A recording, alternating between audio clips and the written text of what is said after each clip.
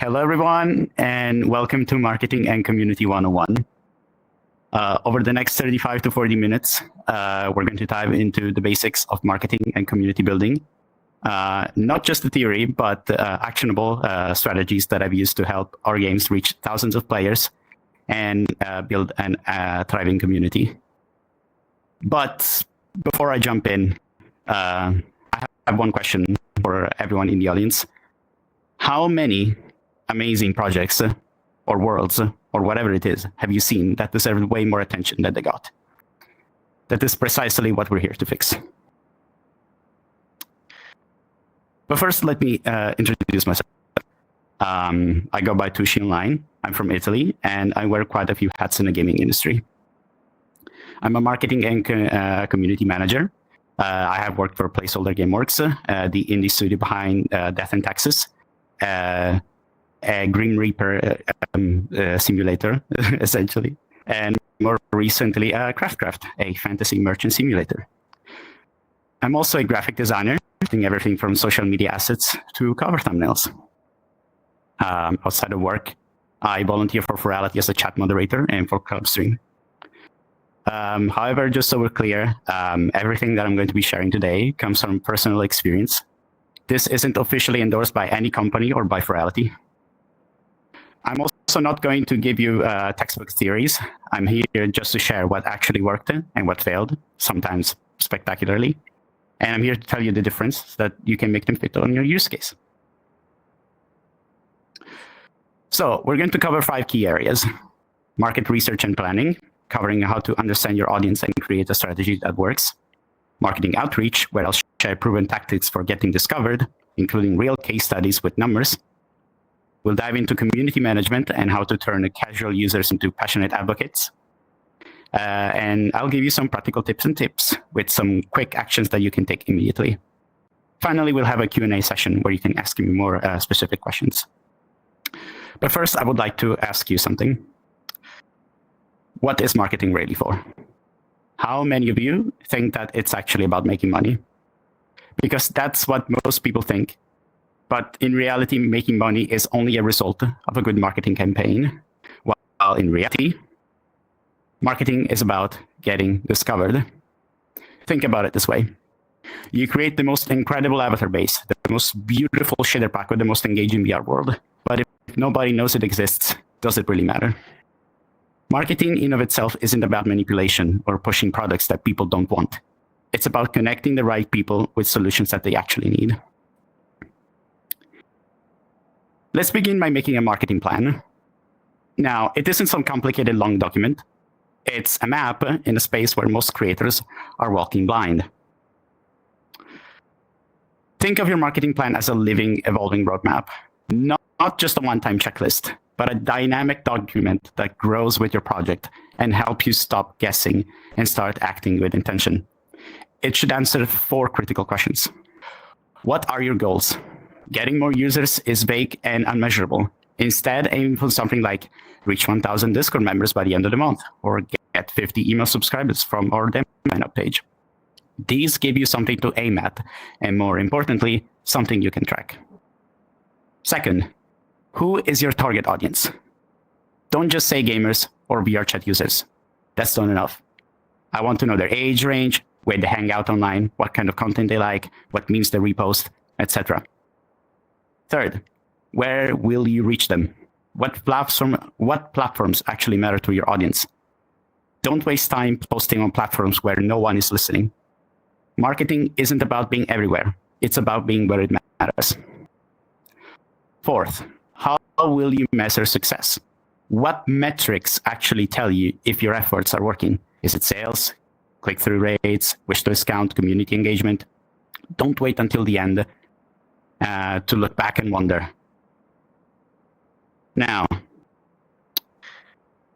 understanding your demographic, or in more simpler terms, who is more likely to use your product, is like having a cheat sheet for marketing. It includes key identifiable characteristics such as age, gender, location, occupation, education, income, and interests. As a real example, say we were creating a Y2K themed outfit for the Nova Beast. We don't just think people like nostalgic stuff. we need to get more specific.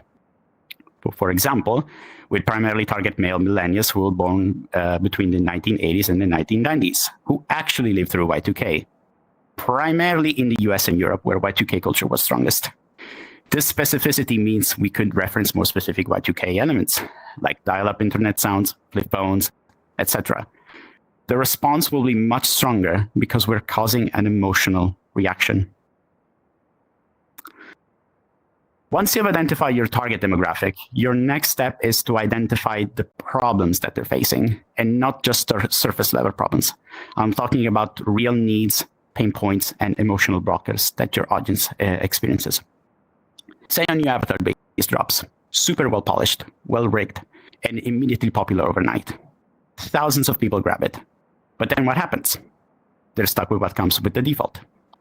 People start feeling frustrated, limited. They want to make it their own to express themselves, but they can't unless they know Blender. The base is a canvas, but there is no paint. That's the real problem. It's not people want more avatar stuff. It's people feel like they can't express themselves. The first is generic. It could apply to any asset at any time. The second is specific, situational, and most importantly, emotional. Now, you don't have to be afraid to use what others have built as a starting point for your own work. Look at existing features, popular avatar bases, community-built board templates, or services like texture painting. These are not shortcuts, but they're learning tools. You learn the landscape. You start to understand what's standard, what's overdone, what's missing. You gain discoverability by attaching your creation to something that already has a following, and that gives you a built-in audience. If you make an outfit for a beloved base, well, guess what? Their fans are now your potential customers. And you build on what works rather than blindly taking a guess of what might resonate. You can observe proven patterns and then remix them into something new. When we started concepting Craftcraft, we didn't just make random assumptions in hope that they clicked. We looked at what the community was already buying, what features they were expecting, what they were drawn to, but not getting. We studied the space and then added our own flavor. Now, what platforms does your audience actually use? Trying to be on 10 platforms usually means you're mediocre in all of them. But if you focus on just 2, you can be excellent, responsive, and relevant, and people will notice that.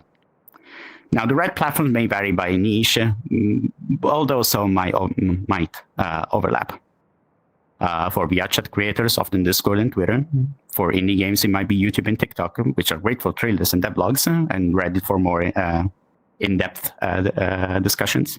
If you're selling assets, it'll probably be Gumroad, Booth, or Jinxie, or all of them.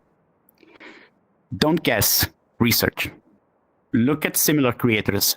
Where are they getting traction? Where do the users engage?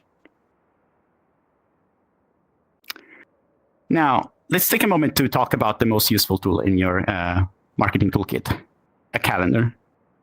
A structured marketing calendar gives you a high-level overview of everything that you've got coming up and everything that you've already done. Now, this specific setup comes directly from our internal marketing calendar for Craftcraft. We organize our marketing efforts using simple but incredibly effective systems with 4 key status. It's planned when the ideas are in the backlog. They haven't been started yet, but they have been planned. In progress, actively being worked on. Maybe you're editing a video, drafting a post, or prepping for a collab.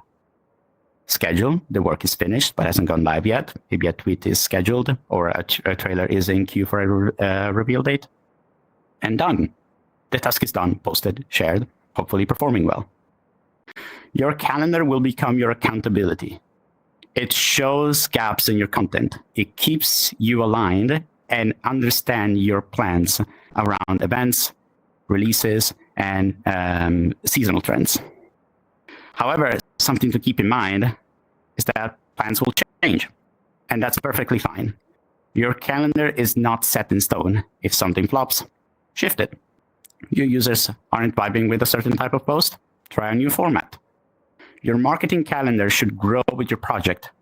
Refer to it often, and you will never have to scramble last-minute plans. Now, there are two core ways to your marketing your message into the world, and understanding the difference between them will shape how you spend your time and energy. Now, let's start with direct marketing. This is the type of marketing you control. It's when you talk directly to your audience with no middleman. Think of it like store pages, websites, email newsletters, social media posts, business cards, QR codes, and even ads. You have control over the message. You decide what gets said, how it's said, when it goes out, where it lands. But the trade-off is that you're limited by your existing reach. Now, with indirect marketing, it's where the real magic happens. But it's also the hardest to pull off. It happens when other people talk about you. When a user shares your work in a group chat, when someone posts a TikTok about your avatar, when a streamer shows off your world or avatar during a streaming session, or when a friend tells another friend, hey, check this out. It's not you talking to people, it's your audience doing it for you. And the best part, it's free. No budget, no ad, just people sharing things they genuinely care about. Indirect marketing is hard, however. You can't control it, you can't schedule it. You have to earn it by creating something worth talking about and being present in the spaces your audience already trusts. Now, let's talk about paying for reach, whether it's running an ad, sponsoring a post, or working with influencers. Paid campaigns absolutely play a role in your strategy, but the timing and execution makes all the difference. So when is the best time to do it? The answer is when you're ready to establish a presence or expand beyond your existing organic reach. It could mean that you're just launching or want to get some initial eyes on your product, or maybe you've already built a small following and you're ready to scale up. But, and it's a big one, they should never be your primary strategy. Paid campaigns can be expensive, unpredictable, and easy to burn out on if you're not careful. With specifically influencer coverage, the cost varies wildly. A creator with 1 million followers might charge thousands for a single video, while someone smaller might be more affordable. But then you're looking at a limited reach, and you still need to consider whether their audience even cares about what you're making. So there is a sweet spot, but if you want relevance and affordability, it's not always an easy balance to find. Even buying ad space can be just as tricky. Ad blockers can tank your impressions.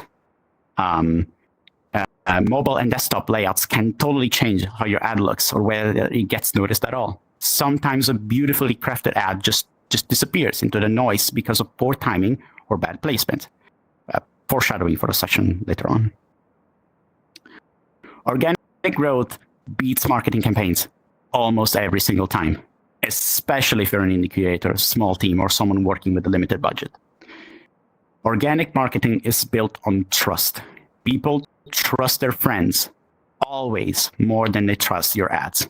It's not about reaching people, it's about resonating with them. When a user shares your products with their friends or posts a screenshot on Twitter with zero prompting or talks about your word on a random Discord channel, that's power and the kind of money that money cannot buy. Organic, however, doesn't mean that it has to be passive. You don't just upload your creation and sit around waiting for magic to happen. You still need to build content that's worth sharing, like having great visuals, behind-the-scenes posts, or funny or even educational content. You have to make it easy to share using platforms that your audience already have and are active on. You need to engage with the comments, thank people who post about you, and jump into conversations. And just in general, provide value by giving people something to care about. Now, let's talk about influencers, and not just the millions of followers or a polished studio lighting. I mean, anyone with an audience who can help you amplify your work in a way that feels genuine. When someone's favorite streamer casually uses your avatar, your assets, your world, not in a paid ad, but because they like it, that sends a way stronger message than any sponsored post. Now, this is what we call social proof in marketing, and it's one of the most powerful forces you can have. Now, like I said previously, people trust their friends more than they do ads, and influencers are just friends with a larger audience. You should not chase follower counts. A sci-fi themed avatar will not land in a in a fantasy roleplay community, no matter how popular the creator is. Relevance is always more important than size. Find creators whose audience already overlaps with your niche. Even a micro-influencer with 10,000 highly engaged fans can have more impact than a giant account with basically no alignment.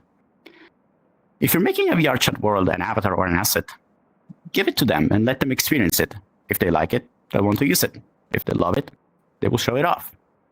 Influencers thrive on their personality, their voice, and their trust with their audience. You should not take that away. Aim for a genuine reaction, not a pitch or a promo video. Nothing kills it like, hey guys, I was totally not paid to say this moment. Now, let's talk about one of the most underused yet most powerful tools in your marketing toolkit, and that is analytics. Now, they are key to understanding your audience and who they really are, what they respond to, when they are most active, what they care about. In other words, analytics turn big guesses into informed decisions. And the best part is you already have access to it. Most platforms have already analytics built in. Twitter, Discord, storefronts like Itch or Steam, they all provide breakdowns of traffic sources, devices, and geographic locations.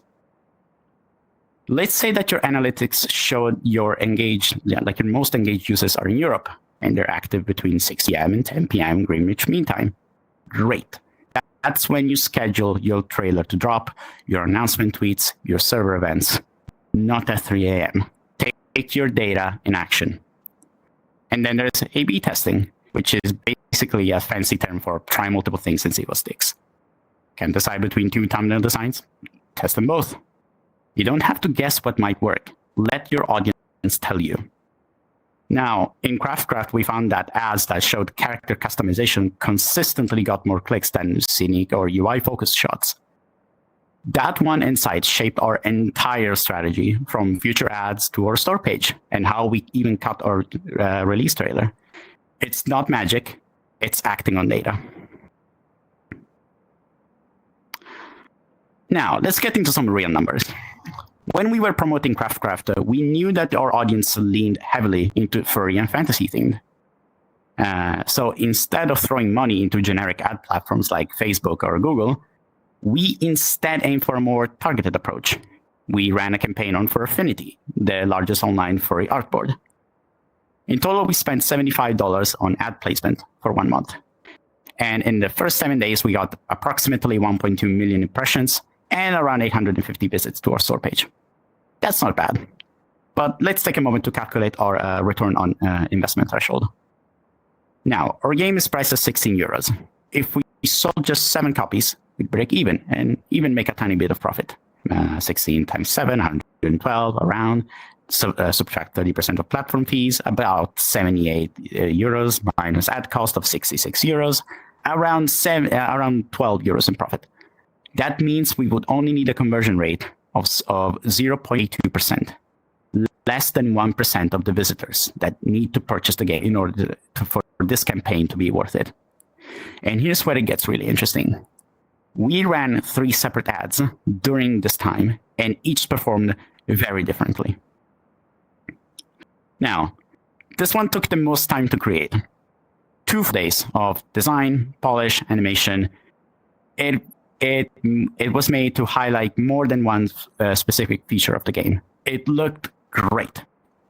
However, over the course of 7 days, or the first 7 days of the campaign, it did around 120,000 impressions and 150 visits. Not a terrible results, but it clearly didn't work that well. It showed too many things all at once, all decently and not focusing on one specific aspect in greater detail. And considering the time investment, it was not worth it. We would have gotten similar results, less effort.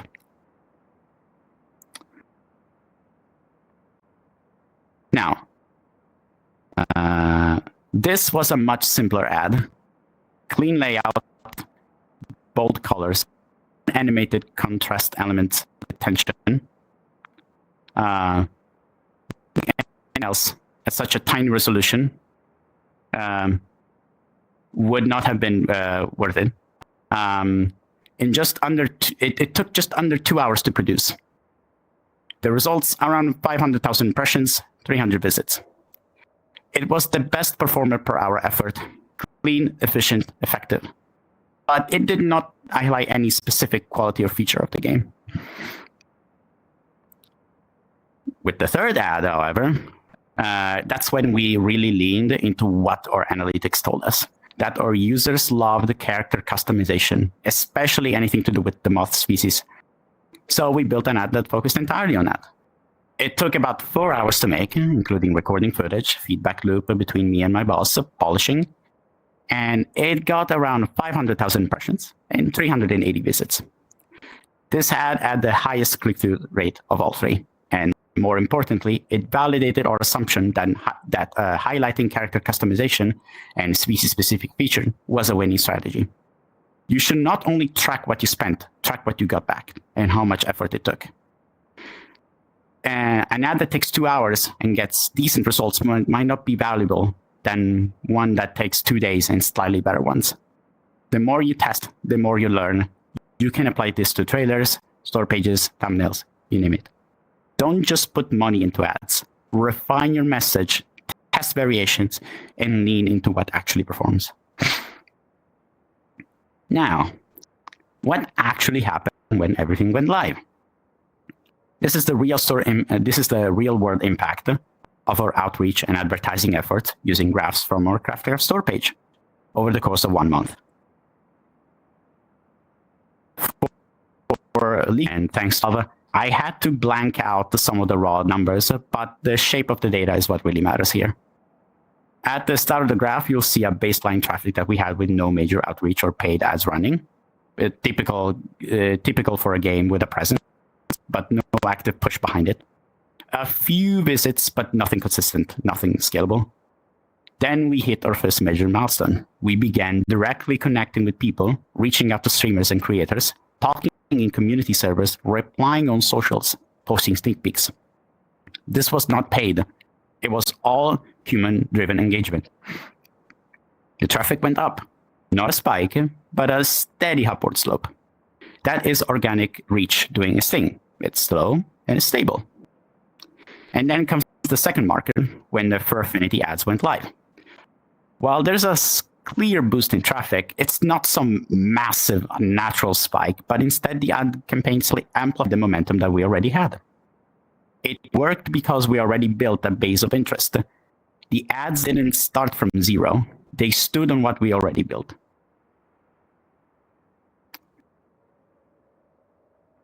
Now, we could also see the geographic trends in who was visiting and engaging. The majority of the users came from North America and Europe. We started scheduling announcements and tweets and events to match peak hours in these time zones and aligned our marketing tone and references with Western internet culture, memes, phrasing, and humor that would best line with the demographic. When we saw that the conversion rates were higher for certain countries, that helped us prioritize future campaigns with ad spending and targeting.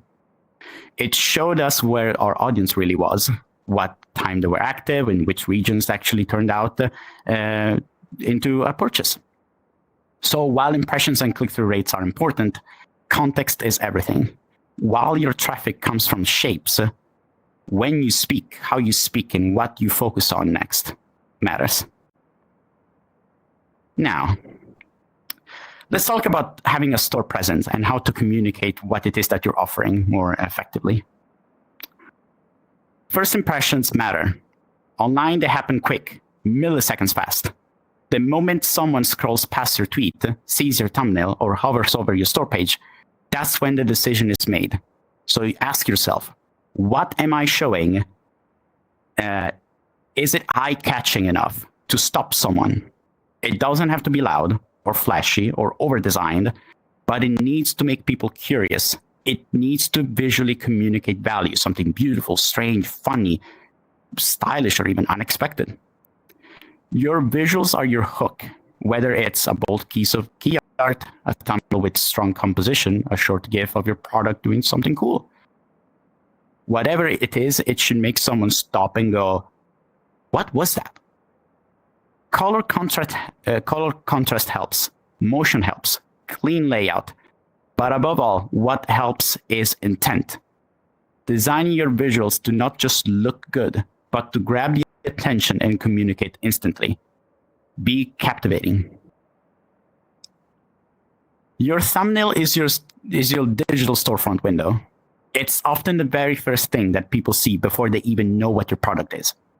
So if you only have the time to polish one visual, make it this one and make it consistent across all platforms. A good thumbnail isn't just pretty, it's strategic. It should do 3 things within a split second. It should catch the attention, communicate the product, and entice a click. But how do we do that? You should start by having a thumbnail with high contrast. Contrast between your subject and the background makes the focal point pop. If everything blends together, nothing stands out. You can use warm colors to draw the attention, reds, oranges, yellows, because they advance visually, while cool colors like blues and purples tend to recede. You can try blurring out your image and making it grayscale to see how well you can still see and identify the key elements of your thumbnail. As an example, I included the thumbnail that I made for this talk. Next, your product, be it an avatar, a creature, an asset, should be the clear center and unmistakably star of the frame. You should avoid clutter. You don't need 5 things going on in one thumbnail. One subject, one goal, to get them curious enough to click. If your platform allows it, go animated. A short GIF or subtle movement catches the eye way better than any static image. In our Craft ads, showing the character customization in action made a big difference. It's subtle, but it breaks the visual monotony of scrolling, and also format for where you're posting. Something that looks great on your 1080p monitor might get cropped to pieces on mobile or shrunk down to be unreadable on Steam. Test how your thumbnail looks on actual screen sizes, especially tiny ones. And resist the temptation to just throw your logo in the corner and call it done.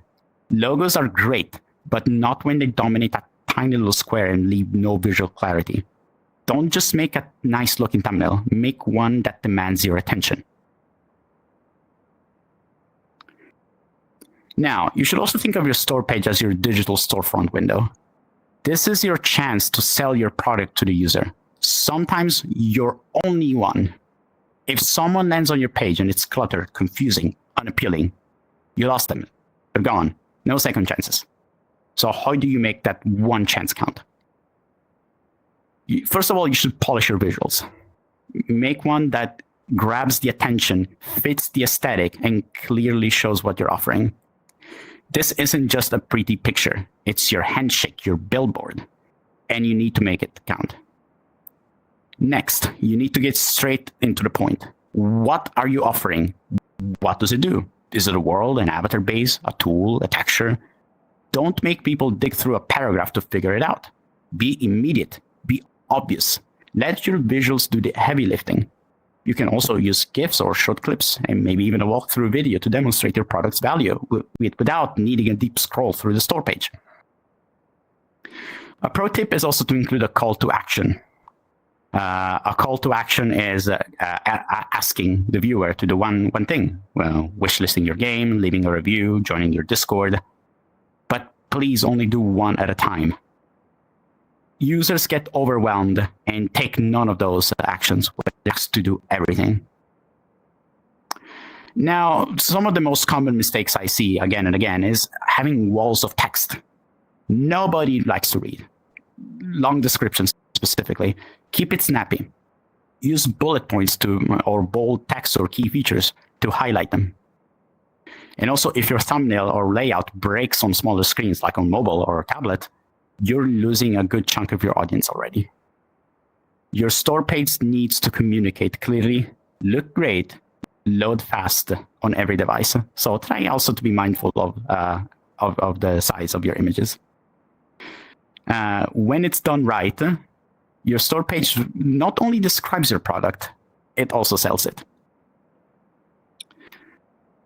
Now, your trailer, if you're planning on doing one, is your elevator pitch. It's a way to explain your idea in a way that any listener can understand it in a short period of time, using visuals, sounds, and importantly, style. In most cases, you've got about 10 seconds at best to hook someone, and that's it. So make them unforgettable. Hit with a bang, a joke, visually unique shot, anything that makes someone stop scrolling. Get to the point quickly, and don't save your best feature 30 seconds in. Lead in with it. Show the product in action, and make sure that the viewers can immediately imagine themselves using it. And keep it short. Under 1 minute or 2 is often the sweet spot. It needs to answer 2 questions within the first seconds. What is this, and why should I care? If someone watches your trailer and can't answer those questions, you've also lost them. The best trailers don't just demonstrate features, they create desire, whether that's through showcasing stunning visuals, highlighting a problem your product solves, or simply making something that looks incredibly fun to use.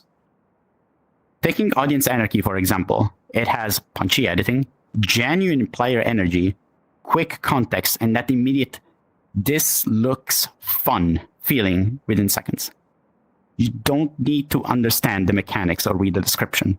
You just watch people play and have fun playing the game, and suddenly you want to join in. A great trailer builds momentum. They start strong, maintain the energy, and end with an impact. Every cut, every transition, every sound effect should pull the viewer even deeper. And resist the urge to explain everything. Your trailer isn't a tutorial, it's a taste to give people just enough to make them hungry for more. And then point them towards the store page or the Discord when they can learn more. And also make them feel something, be it excitement, curiosity, joy, even nostalgia. That's what gets the connection, the click. Now, let's talk about community management. People like your stuff. Give them a place to gather.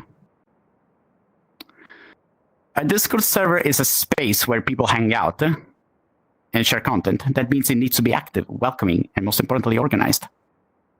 Start with the basics.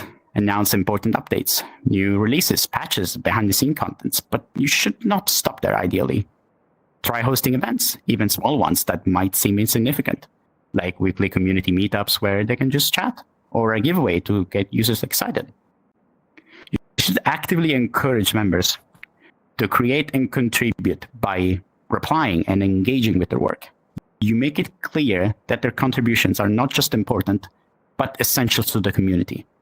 Remember that every piece of user-generated content comes from genuine enthusiasm. Handling difficult situations is also part of community management. Having a dedicated channel forum where users can ask for help, report bugs, troubleshoot issues, makes them feel like not just customers, but collaborators. When someone suggests a feature and you implement it, credit them in the patch notes. When someone posts a problem, respond quickly. Your responsiveness builds trust faster than any advertisement ever could. People will remember when you help them fix something at 2 a.m. on a weekend. Keeping in mind that your Discord should feel like a place where people would want to visit and hang out, rather than a place where they just get updates and support. Build it like a community center instead of just a corporate announcement board.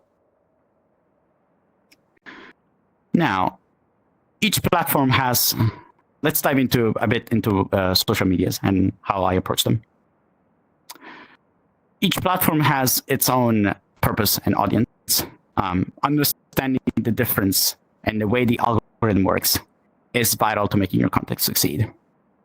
You should share upcoming content, new releases, sales, and also fan work to make them feel like they're a part of a conversation. The brands and creators who succeed are the ones who respond to comments, reshare fan posts, and foster a loyal following. Don't just broadcast your updates and then vanish. Be a part of the community that you're building. The posts that have images or videos consistently get way more engagement than only text. You use those animated GIFs or short clips, screenshots, whenever possible.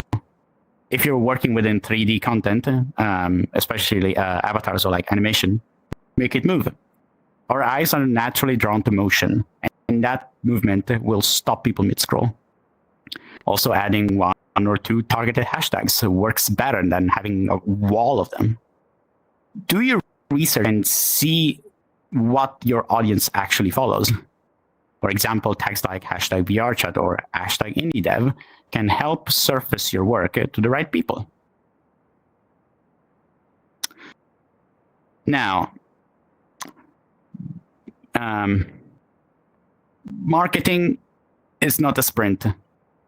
It's a marathon. You don't have to run the whole race at once. Start with one platform, master it, expand and focus on one type of content. Perfect it, then diversify. Wrap this section up. I want to leave you with some more general advice that should apply to most products. Don't wait until your product is done to think about marketing. Start while you're building. Share sneak peeks. Talk about your process. Create your roadmap early so that you're not rushing to get visibility when it's too late. You're not also making a product for everyone. You're making it for someone. Figure out who that is. Understand their interests, where they hang out, what makes them click, and what makes them stay. The better you understand them, the more naturally your marketing will resonate. Your online presence is often the first place someone interacts with your work. That means polished, consistent, and eye-catching visuals, clean thumbnails, optimized images, and branding. These small things build incredibly fast towards a more cohesive social presence. Stay consistent. You don't need to post every day, but do it regularly. Build a habit out of doing a tiny bit of marketing every week. Small, steady step beat last-minute marketing plans every time. And lastly, start building your community early. You don't need a massive Discord server from day one, but you do need one to start talking to the people who care about what you're building. Encourage sharing of content. Highlight users' work. Let people be learning. Just a strong community doesn't just support you, they amplify you. And successful creators I know also constantly and provide value, wink wink, and genuinely care about their audience. Marketing isn't about being pushy or salesy. It's about building bridges between what you create and the people who need it. Your work deserves to be seen. Your community deserves to find you. Every expert I know was once a beginner. Every successful creator started from zero. The only difference between them and everyone else is that they started and they didn't stop. Thank you all so much for listening to my presentation, and I really hope this helps you.